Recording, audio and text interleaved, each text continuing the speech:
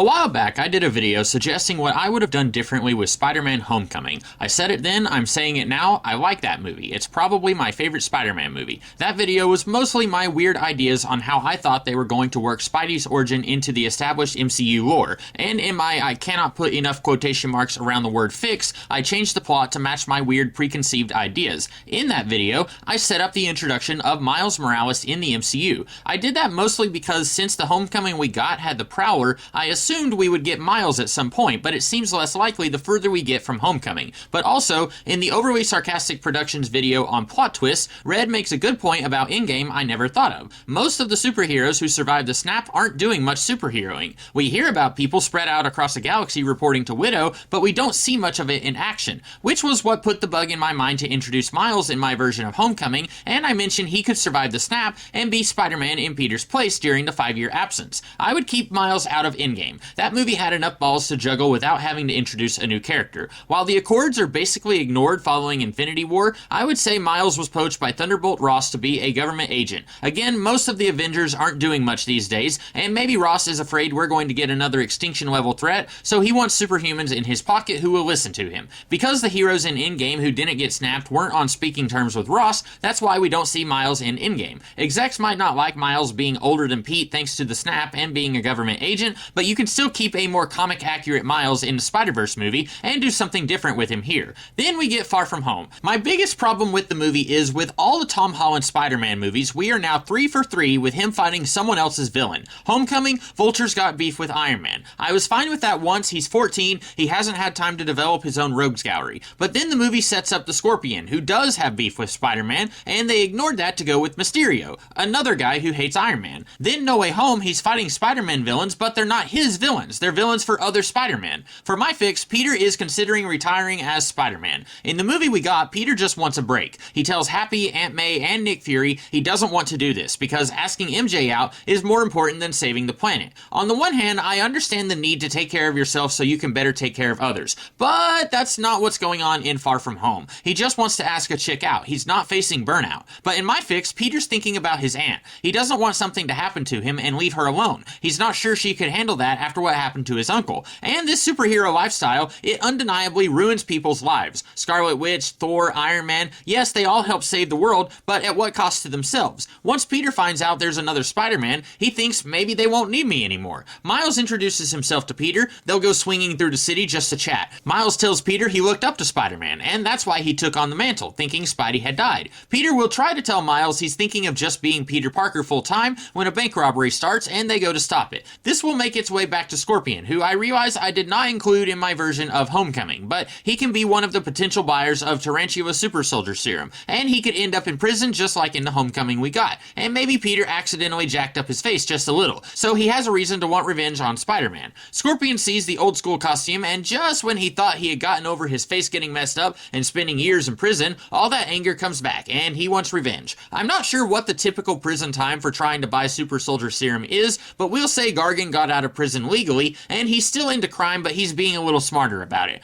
I haven't read a lot of Spider-Man, but my understanding is most of the time, Scorpion is just a low-level thug with ugly pajamas. But the Gargan we had in Homecoming, he seemed a little cunning, so we'll say this guy knows how to use his brain and hits up some various high-tech weaponry for his revenge. The suit, it could be kind of like Rhino's suit in Amazing Spider-Man 2, but not so bulky. It's a Hammer Tech design that squares up a little bit with Luke Cage Season 1, and it can have a Chitauri power source. Since we didn't get that plot point in my version of Homecoming, we can use that here. Miles tells Pete, we make a good team, maybe you should consider joining the company full-time. Pete says, I think I just want to be a kid. Miles won't pressure him, says, if you ever change your mind, we'll be waiting. You could still have Nick Fury here, but instead of him forcing Pete to be Spider-Man, he's exactly the opposite. Spoilers for Far From Home. Since this is Ben Mendelsohn from the Captain Marvel movie, and that guy's motivation was to protect his family, he sympathizes with Pete, and any attempts by Miles to try to convince Peter to return to being a superhero, Nick will say, hey, let's leave him out of this if we can. Not that Miles is a shoulder devil, but from where he's standing, he's done a lot of good, kept the peace in the 5 years when most of the superheroes were either presumed dead or had gone silent, so he doesn't see this lifestyle as being that bad like Pete does in his limited time doing this.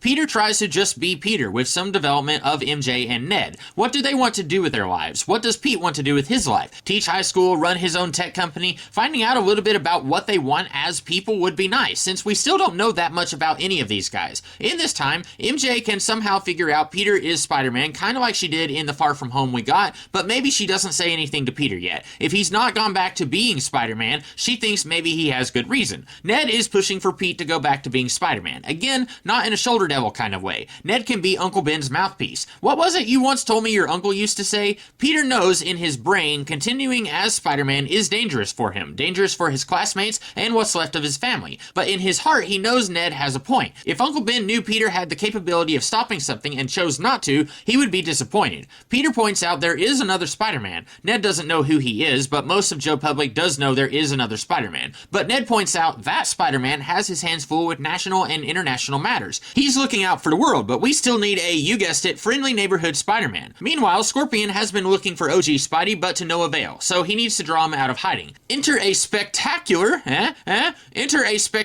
idea from Connor Nielsen on how the Chameleon should have been introduced into the MCU. Remember Black Widow's holographic face mask she had in Winter Soldier? Remember how all of S.H.I.E.L.D.'s files got leaked in that movie? What if someone got a hold of that mask and has been using it to expedite his petty theft? Now he's pretty well known in the criminal underworld. Scorpion contacts the guy with a proposition. He will give him an exceptionally high amount of money if he comes in and defames the name of OG Spidey. Rob a grocery store, be sure to get caught on camera with the Spidey mask or what looks to be the Spidey mask to draw out the real Spider-Man. And it worked. An imposter combined with Ned's pep talk convinces Peter to get back into saddle. Miles visits. He doesn't think the burglar is Pete, but he wants to warn Peter there may be more going on than a regular burglar. The police have lost this guy every time he shows up, and Miles and Fury are thinking there might be something more going on. Maybe it's because Peter's out of practice, or maybe he's cocky enough to disregard Miles' warning, but Peter does get caught with his pants down. Metaphorically. I see now how that could be confusing, since in the actual movie, he got caught with his pants literally down, but that is not what I meant. Miles would like to assist Peter with this, not the pants, but you know what I mean. But since they don't know when the ersatz Spidey will strike again, Peter is alone when he runs into another burglary, and Scorpion comes out of the woodwork to attack. Scorpion doesn't want an instantaneous revenge. He wants Spider-Man to suffer like he did. He pulls off Peter's mask to scratch up his face, maybe he has an acid shooter out of his tail, and Chameleon comes up with a better idea. We've seen his face. We can hold him over a fire and get him to do whatever we want.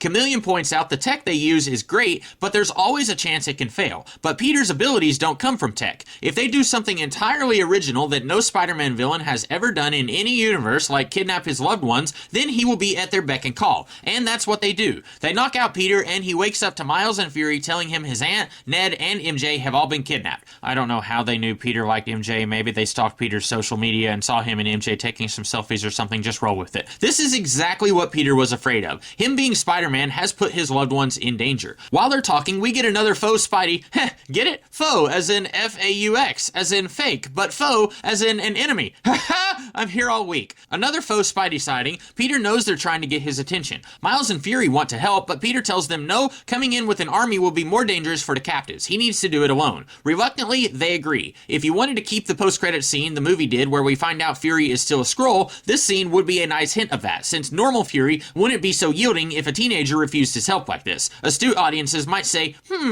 Peter goes to Scorpion and Chameleon. They're all, get in, dog, we're gonna crime. And he's all, nah. A big fight breaks out. Chameleon is pretty much useless in a fight with an actual superhuman and a guy in a mech suit, so he nopes out of there. But Peter is still outmatched, with various weapons at Scorpion's display. Then Miles comes in, and the odds are a little more even. There's some banter. Heh, Peter's still doing that. Peter says, I thought I told you guys to stay out of this. Miles says, you said you didn't want an army. I came alone. Besides, this guy wanted Spider-Man. Well, here I am. It's a fun time until Miles gets seriously wounded, but not fatally. Scorpion is defeated, and now everyone close to Peter knows he is Spider-Man. And he is Spider-Man. Even though his double life put his loved ones in danger, he also sees that him trying to deny that part of himself was not going to work either. Once you've opened Pandora's box, you can't unopen it. Peter screwed things up with Scorpion, and feels responsible for what happened to Miles, and knows he will have to be a better hero moving forward. It's a happy ending. Oh wait, Chameleon! Somehow he's able to sneak in and rescue Scorpion while Peter is looking at Miles' wounds. Honor among thieves? No. He's worried Peter is going to tattle on him and ruin his sweet gig, so he makes a preemptive strike and kills Gargan bargain in the guise of Peter Parker in a Spider-Man costume. We're reusing the end of the Far From Home we got, then we can reuse my preemptive fix on No Way Home, where instead of multiversal shenanigans, we get Peter on the run and Kraven the Hunter gathering a team of villains to hunt him down. Many of the elements from the movie we got would still be here. Peter struggling with his identity, though handled in a different way. Skrull Nick Fury, Peter is framed and publicly outed as Spider-Man. But I feel like this would be more of a Spider-Man movie than a stealth Iron Man sequel. But what do I know? I'm biased. I hope you guys liked this one, and if you did, check out some of the other stuff I do around here. Have a great day, and I'll see you next time.